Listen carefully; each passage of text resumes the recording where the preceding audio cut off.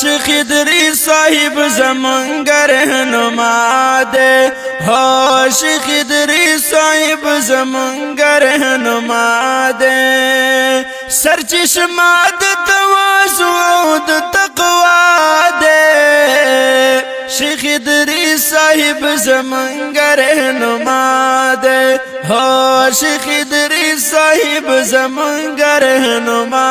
دی سرچشمه د تواضع او د تقوا دی شیخ ادریس صاحب زمونږ رهنما دی هو شیخ ادریس صاحب زمونږ رهنما دی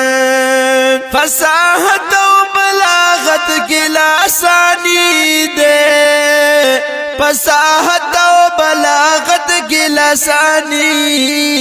دی پا اخلاقو کی ډیر خود ډیر اعلی دی هو پا اخلاقو کی ډیر خود ډیر اعلی دی هو شیخ ادریس صاحب زمونږ رهنما دی سرچشمه د تواضع او د تقوا دی شیخ ادریس صاحب زمونږ رهنما دی سرچشمه د تواضع او د تقوا دی هو سرچشمه د تواضع او د تقوا دی مدرس د بخاری او ترمذی دی مدرس د بخاری او ترمذی دی فلسفه او په منطق کې هم دانا دی هو فلسفه او په منطق کې هم دانا دی سرچشمه د تواضع او د تقوا دی شیخ ادریس صاحب زمونږ رهنما دی هو شیخ ادریس صاحب زمونږ رهنما دی په هما فنونو واړو کې ماهر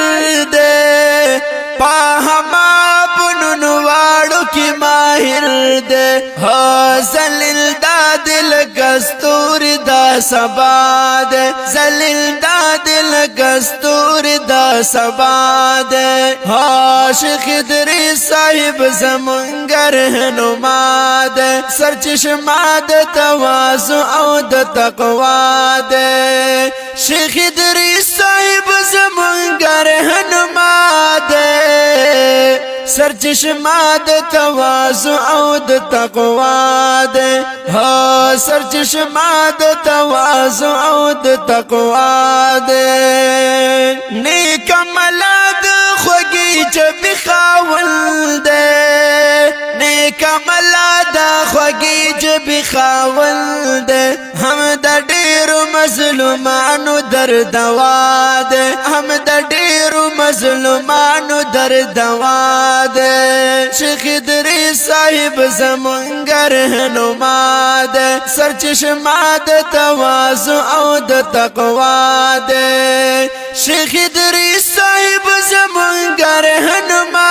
دی سرچشمه د تواضع او د تقوا دی هو سرچشمه د تواضع او د تقوا دی دی په بقا کې نعمان ثانی د وخت دی دی په بقا کې نعمان ثانی د وخت دی په لغاتو کې ماهره پر اختیار دی هو په لغاتو کې ماهره پر اختیار دی شیخ ادریس صاحب زمونږ رهنما دی سرچشمه د تواضع او د تقوا دی شیخ ادریس صاحب زمونږ رهنما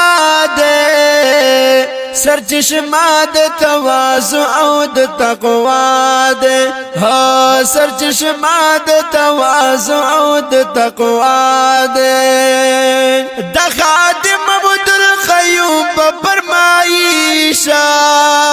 د خادم عبدالقیوم په فرمایشه هو ماستایل د انس کل بابا دی هو ماستایل د د سلمان خل بابا دے سرچشمہ د تواضع او د تقوا دے شیخ ادریس صاحب زمونږ رهنما دے